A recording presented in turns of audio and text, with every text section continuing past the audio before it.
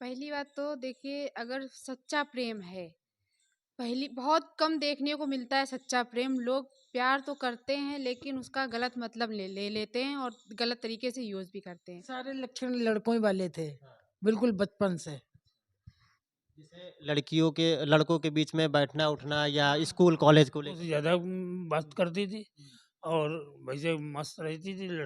Pant shirt पहनती थी, frock और अन्य चीज़ें सलवार कुर्ता वगैरह पहनती नहीं थी।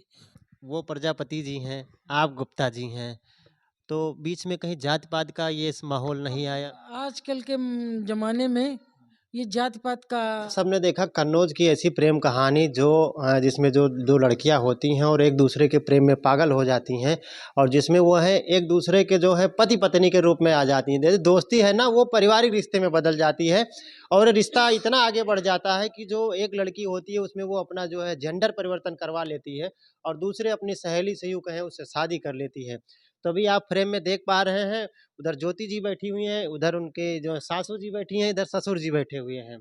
तो हम इनसे भी जानने का प्रयास करेंगे और आखिर ये कहानी कहाँ तक सत्य है, क्योंकि एक पत्रकार होने के नाते मेरा भी एक कर्तव्य बनता है कि इस कहानी की जो है गहनता से इसका अन्वेषण किया जाए और आप सभी दर्शकों के सामने जो है इसको सच्चाई और सत्यता पूर्वक प्रस्तुत किया जाए। दादा बहुत बहुत स्वागत है आपका हमारे चैनल पे। और क्या कहना चाहेंगे आपके घर में जो क्या कहना चाहेंगे? ये जो आपकी जो बेटी है, अब तो बेटा हो गया है, ये कहानी में कितनी सत्यता है? ये पूर्ण सत्य है। ये बेटी हमारी जो है, इसने जेंडर चेंज करवाया और उसके बाद शादी की। 25 नवंबर को इसकी शादी हुई थी और पूरे रीति रिवाज से हुई थी, समझे, जिसमें इसके इसके भी परिवार के लोग आए थे, मेरे परिवार के लोग इकट्ठे हुए थे और पूर्ण सहमत से शादी की गई है। अच्छा ये बताइए, जब आपके अभी आप जब आपकी बच्ची ने आपकी लड़की ने जब ये फैसला लिया कि हाँ वो अपना जेंडर चेंज करवाएगी और किसी लड़की से शादी करेगी, तो आपने उनको समझाने का प्रयास नहीं किया, उनको मना नहीं किया कि बेटा आप जो ईश्वर ने आपको जो बना करके भेजा है उसी रूप को स्वीकार कीजिए, हम आपका कहीं रिश्ता घर बसा देते हैं, आपकी शादी कर देते हैं, ऐसा कोई बात समझने? नहीं, ऐसा कुछ नहीं था। मुझे मालूम था ये लड़की जो है, अगर हम कहीं शादी कर भी देंगे तो ये पैंट शर्ट तो पहनने नहीं देंगे ससुराल वाले, तो लिहाजा वो उसको वापसी आना है, तो लिहाजा हम पैसा क्यों बर्बाद करें। तो उसकी बात को मान के हमने इसने कहा हम जेंडर चेंज कराएंगे और हमने कहा दुकान बैठो, तो कहा हम जेंडर चेंज कराएंगे। हमने करा लियो, हमें कोई एतराज़ नहीं हुआ। यानी जो रानू है जो पहले लड़की थी अब लड़का है, उन्होंने जेंड इससे मतलब जब बचपन से बाल्यावस्था में कुछ उसके अंदर कोई ऐसा तो लक्षण आपको दिखा ही होगा कि जिससे लगता हो कि हाँ ये लड़की नहीं लड़का है, ऐसा कुछ? उसके सारे लक्षण लड़कों ही वाले थे, बिल्कुल बचपन से। जैसे लड़कों के बीच में बैठना उठना या स्कूल कॉलेज को लेकर के? नहीं ऐसा नहीं, जैसे स्कूल कॉलेज में बात करते हो वो तो लड़कों वो हाँ। वो लड़कों से ज़्यादा बात करती थी और वैसे मस्त रहती थी। पैंट शर्ट पहनती थी, फ्रॉक और अन्य चीज़ें सलवार कुर्ता वगैरह पहनती नहीं थी। जब अगर ज़बरदस्ती पहना भी दो तो वो फेंक देती थी और पहनती जीन्स पैंट। यानी बिल्कुल वो उनका जो इरादा था 100% वो मन बना चुके थे, यानी वो जो है ना महिलाओं के पोशाक में अपने आप को रखना पसंद नहीं करते नहीं थे। पसंद करते। आप तो माँ हैं, मेरा आपसे सवाल रहेगा, हर माँ को जो है कहते हैं ना एक कहावत है कि हमारे वहाँ कहावत है अवधी में कि कितना पूत होए अबकारी, माया ना छोड़े मातरी। मतलब इसका हम हिंदी में अनुवाद करते हैं, पूत कितना भी जो बेटे कितना भी गलत कर ले, जो माँ होती है ना वो हमेशा अपने बच्चों का प्रेम नहीं छोड़ती है।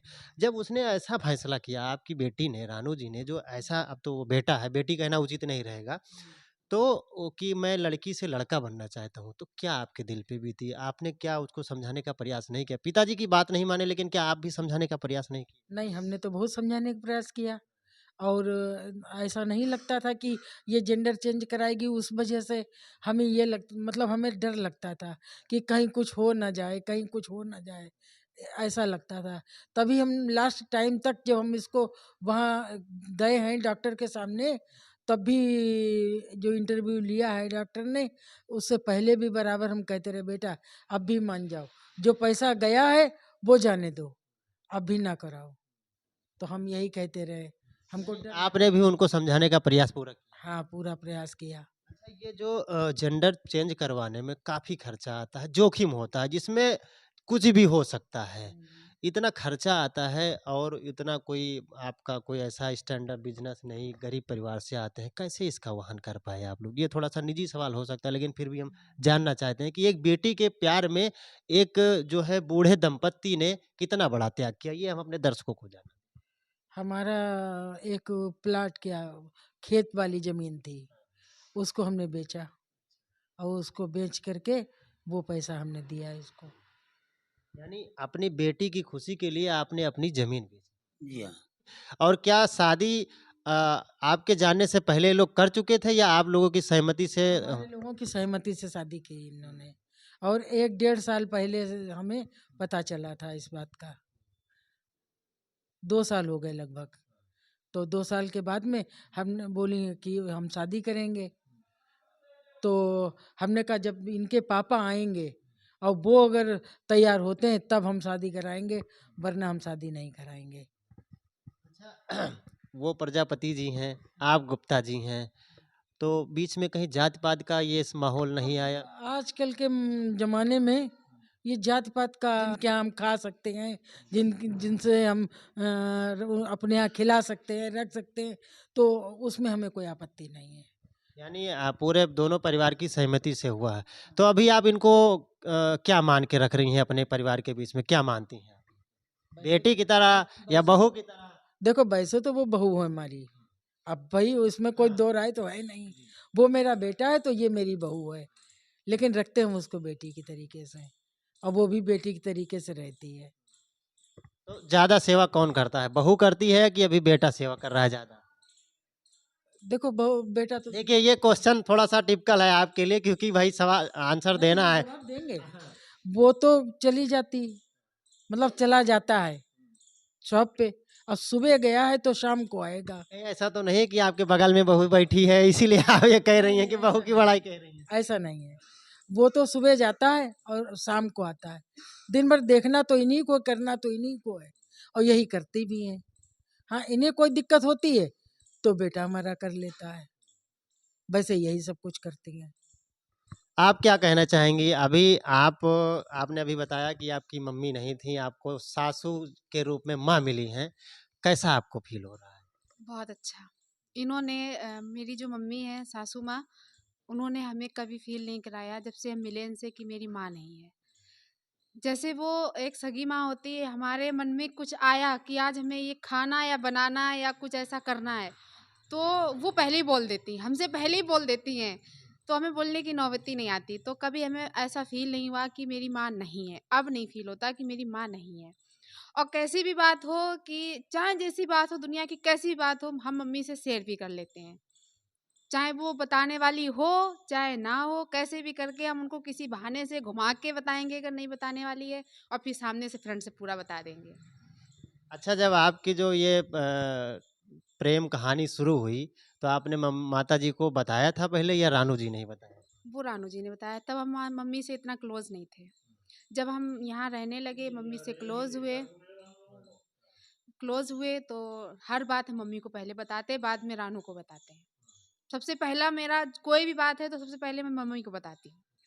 अभी माताजी कह रही थी एक इंटरव्यू में कि आप यहाँ पार्लर वगैरह का काम कर रही थीं और यहाँ रह रही थी, धीरे-धीरे भाई इनके बेटी के ऊपर भी आपने जो है उनको अपने माया जाल में फँसा लिया, तो ये क्या कहना चाहेंगे इसे? बिल्कुल नहीं, आपने प्रेम की ऐसी जो है डोर भाई कहना ना मैंने प्रेम की बीन बजाई, वो कौन-सा गाना है? प्रेम हम लोगों को मिला तभी तो यहाँ तक पहुँचे।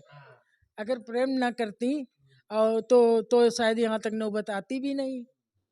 अच्छा आप क्या कहना चाहेंगे? ऐसी बहुत सारी ऐसी लड़कियां हैं समाज में जो जरा से अपने प्रेम के लिए या अपने प्यार को पाने के लिए वो अपना उल्टा सीधा कदम उठा लेती हैं। कुछ लोग घर से भाग के शादी कर लेती हैं, कुछ लोग कुछ कर लेती हैं, लेकिन हमने ये देखा आपकी कहानी से कि आपने अपने प्रेम को पाने के लिए समाज से लड़ा और यूं कह सकते हैं कि आपने प्राकृतिक से भी लड़ा।